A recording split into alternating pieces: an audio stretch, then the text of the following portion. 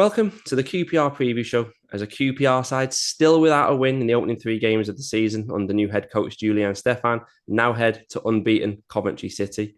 But as you can see, Dave is back. But that's where the good news kind of ends, because we have to start by talking about a defeat. Lost, of course, 2-1 last week at Watford. I know you were keeping tabs on it, Dave, from across the Atlantic, but did it make the first half any less painful? No, it was bad. I was watching sitting around a swimming pool, and it made that quite a depressing place, to be honest. First half was just so poor, wasn't it?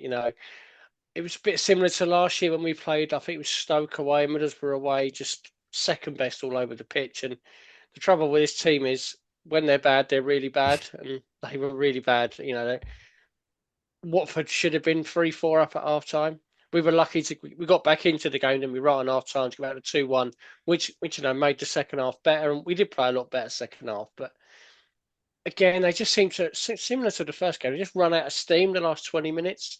Couldn't really push and get that equaliser. And I thought, to be honest, last 10 minutes Watford looked more like scoring than we did. They had a few chances and it was a fair result, really. They need to cut out these sort of performances where they're just not in the game at all.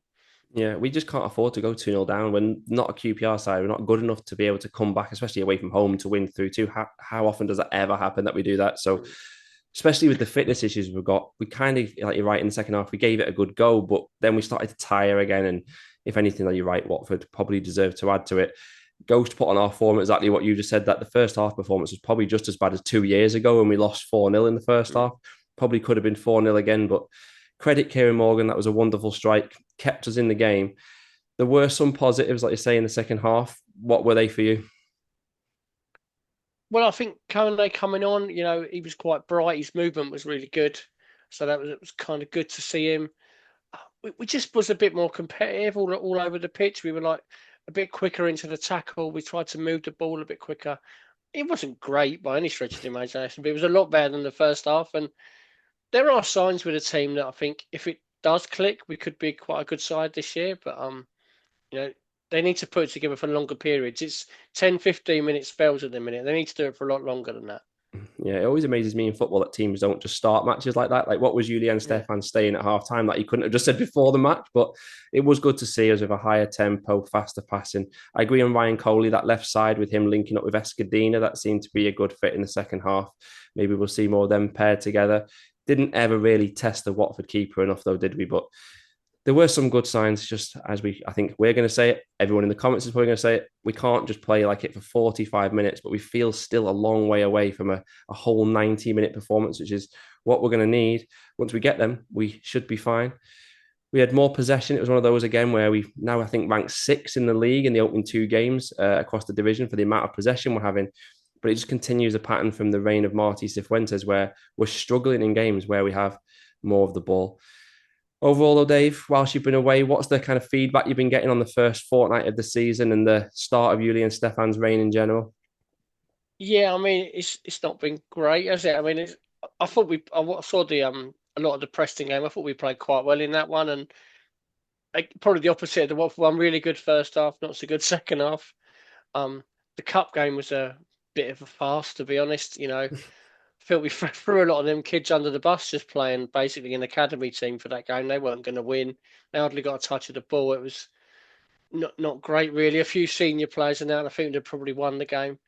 So not an amazing start, but to be honest, pretty much what I expected is. I don't think it would have been hugely different under Cifuentes, to be honest. The number of players we've got out injured, the number of players that don't seem able to play 90 minutes is the same as this time last year and the year before when Ainsworth was manager. So, you know, you're not going to get many results if players can't play a full 90 minutes and you can't get your best team on the pitch. Yeah, there has been a bit of criticism this week, but I think a lot of it comes down to we just said it there. I said it in the season preview. It's still hard to judge him because he's not been able to play anywhere near his first choice team yet. We've got Yeah. Poku out, Dawn out. So until he gets his players back, then he may maybe have a clearer view. I do kind of agree with some of the criticism from this week. They're like, why was he playing Mbenge at left back when Escondino was on the bench? Why is he trying Madsen away from home in the deep role when Marty Cifuentes learnt last year you just can't do that? Just needs to kind of nip any doubts in the bud with a win, Ronnie. But unfortunately, we're going to head now to our toughest game, probably over the opening 2 months of the season on paper with Coventry. And over the last 15 years, there's been 13 meetings, only one draw. That was last season's meeting at Loftus Road. QPR have only won one of the last six, though. And in the last 2 weeks, I've been talking about teams that we've kind of expected to be mid-table or struggling, and that's certainly not the case here. Coventry may not be a parachute payment club, but they look one of the best placed sides to compete this season at the top, don't they?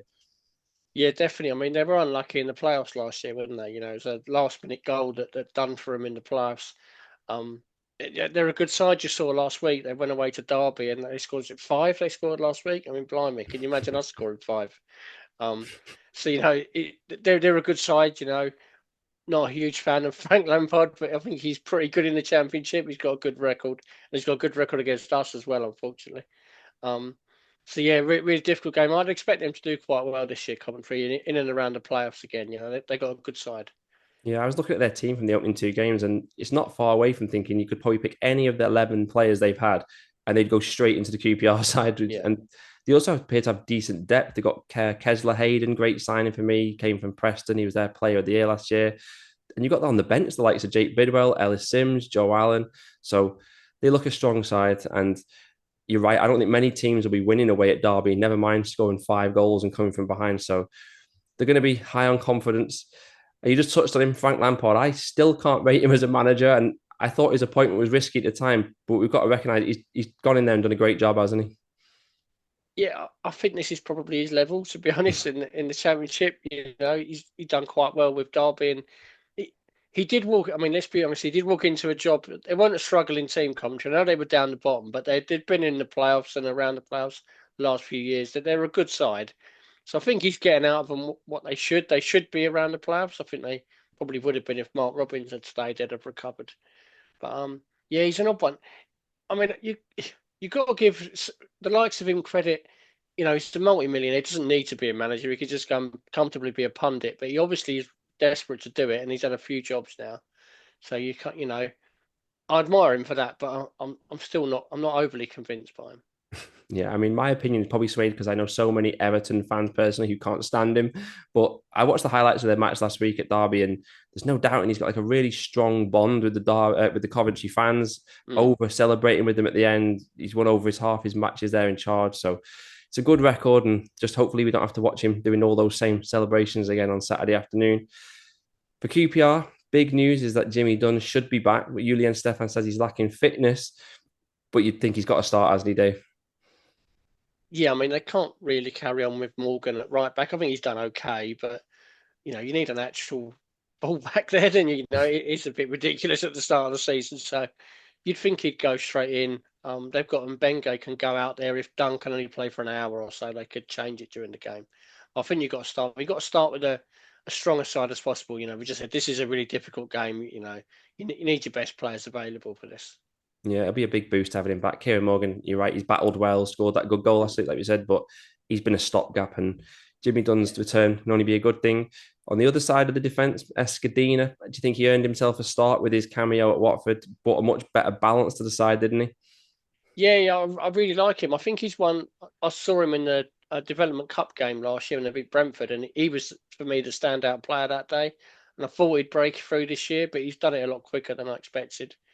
I think he's been good in both appearances this season. I think he's done well, and I definitely start him. I mean, again, lack of options that they're going into a season without a senior left back again. But you know, I think he can go in. It'd be a tough job for him. This is a tough game for him to be his hardest so far. But you know, so you know, you're only going to learn by playing, aren't you? Really, so I'll definitely give him a go. Yeah, I think he's got to play. If you come on and play as well as he did, and then you don't start again, it's not really fair to him, to be honest. I think he should do. What about in the middle? Would you go with Morrison and Mbenge or Morrison and Cook? I think Morrison and Bengay for me. Cook looks like he's aged a lot over the summer. He's been poor, and I really like Steve Cook, but yeah, he hasn't looked great so far. Um, I've liked what I've seen of Mbenge so far. I feel a bit for him. He's been playing all over the back four. It'd be nice for him to just get a position and stick to it. But that'd probably be what I go for. Again, not a lot of options really. Again, because of all the injuries.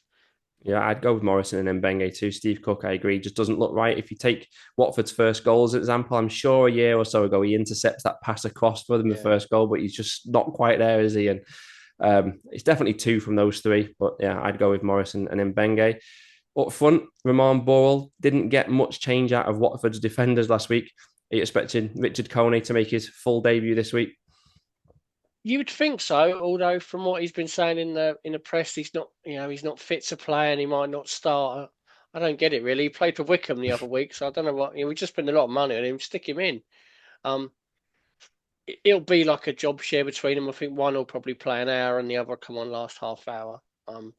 I'd like to see Kone start, but we'll have to see. It's a difficult one. For me, it's a big issue with the fitness, but we know it's something that Ben Williams does. He wants to ramp up fitness. He said it before. You start the season 60% fit and build yourself up, and I don't particularly think it's working for us at the minute. Yeah, I know. You're right. How can a player come in? He's been doing his. He must have done the pre-season originally with Wickham. I know he hasn't played Yeah. like the first games, but he was playing before that. I don't understand how he can come in and then maybe just being a bit too cautious this season because of what happened last season. But don't want it to go too far the other way because, Julian Stefan has been saying that Kone isn't fit either. But certainly he's got to do the hour. I'd prefer it to be that way around as well, where Kone does an hour and then you've got Burrell coming on Yeah. to attack the tired legs and maybe stretch a team. Because Watford, they were clever against him last week, leaving no space whatsoever for him to attack. The other hot topic this week has been our midfield, because obviously there was the stat out there that Nicholas Madsen, Sam Field barely laid a glove on Watford. I think it was maybe 3 tackles at a push between them in the whole game. Does Jonathan Varane need to start? I really hope he's going to start, yeah. But he's another one. He's not really had a pre-season. He was injured most of pre-season. I don't think he was particularly brilliant when he came on last week, but he was better than the other two, to be honest. So if he's fit, he has to start, really. He's our best central midfield player, isn't he? And you want to get him in there. The concern I've got with it in midfield is when we play just a two in there, and it was the same under Cifuentes last year, we tend to get overrun. It doesn't seem, you were saying earlier, whenever we have a lot of possession, we seem to lose, and I think it is that way in that midfield. I think that Julian Stefan will learn as he goes along. He's only been here a couple of weeks. That you probably need that third player in there, but I don't think he'll do it yet. Yeah, I think he has to start Varane in this game. Coventry are strong in that area. Got Grimes, Rodoni, Torp, Joe Allen even on the bench, like I said before. Wouldn't even surprise me if we did put Kieran Morgan in there for this game for his legs, because obviously we know Poku is out until after the international break. So you might move Chair out wide, maybe Paul Smith on the other side, and then Kieran Morgan in the middle, like I say, for his work rate, and maybe Dembele off the bench this week. And we're coming into the final week of the transfer window. Do you think we need to strengthen in midfield there? We're talking about it. And where else would you like us to target somebody? Yeah, I mean, I think a senior left back. I think we need. I don't think you can go in and expect Escudini to do the full season, which is what he's going to have to do with Larkesh out for basically the whole season. I think they need to address that. Yeah, I mean, central midfield. I mean, we lost Cole back and we haven't really replaced him, have we, in the summer? I do think they need someone else in there. Isaac Hayden on a free transfer seems an absolute no-brainer to me. You get him. I know wages might be an issue, but you get him in and he can do a job for us this season, and you've got options. I think midfield and left back they still need to improve on. Yeah, Hopefully Eze gets sold soon, so we get some yeah, money. definitely that would help. But yeah, I'd like Isaac Hayden as well. He would just sit in there, wouldn't he, and let Field, Varane have the freedom to go forward. Yeah, I also think he'd bring out the best in Ilias Chair, because we know he needs a steady presence behind him. Otherwise, like we saw at Watford, Chair just starts to drop too deep, that he's not where we actually need him to be on the pitch. And I agree on left back. I thought we needed a left back before Ziad Larkesh got injured, so that's still definitely a top priority yeah. for me. Let us know in the comments where you'd like to see us make signings, and comment with your predictions for Coventry too. And that's all that's left for you, Dave. Your first prediction of the season. What are your expectations at the Coventry Building Society Arena, I think it is these days? Yeah, no, I'm gonna start with a defeat for the predictions this year. I just think Coventry are a better side than us. They're in good form. They're at home. You'd fancy them to win. We've got a chance in the game. If we need to start the game a lot better, but I think Coventry will have too much for us. Maybe 2-3-1, something like that. Yeah, I feel like a defeat is coming here as well. Wouldn't surprise me if we actually play better than last week, but we won't be able to Mm. start cramping and tying against Coventry. They will just overpower us. They're a good physical team. Like we talked about, got good depth off the bench. I go for 2-0 to Coventry, and as a result, that would make the Charlton match next week a big one. Just wanted to ask you as well, before we do finish, you didn't do the season preview. What would you have put down if your prediction for the season if you'd been on that show? It's probably the same now. I think we'll be bottom half around 15th, 16th, something like that. I'm starting to fear it might be a bit lower, but it is early, so I shouldn't really worry too much yet. But I think we're similar to last season. I think it's going to be. Yeah, I think that was the majority view that we'd be around those positions again. It is just so strange making predictions when, like, we're talking there, the transfer window still hasn't shut. We're going to be Yeah. stopping for the international break, and this transfer window is still going to be open for another couple of days after that. It's bizarre how they do it, but I think that Charlton match next week definitely feels like it's going to be a big one, and we'll be back to preview that. And until then, come on, you R's.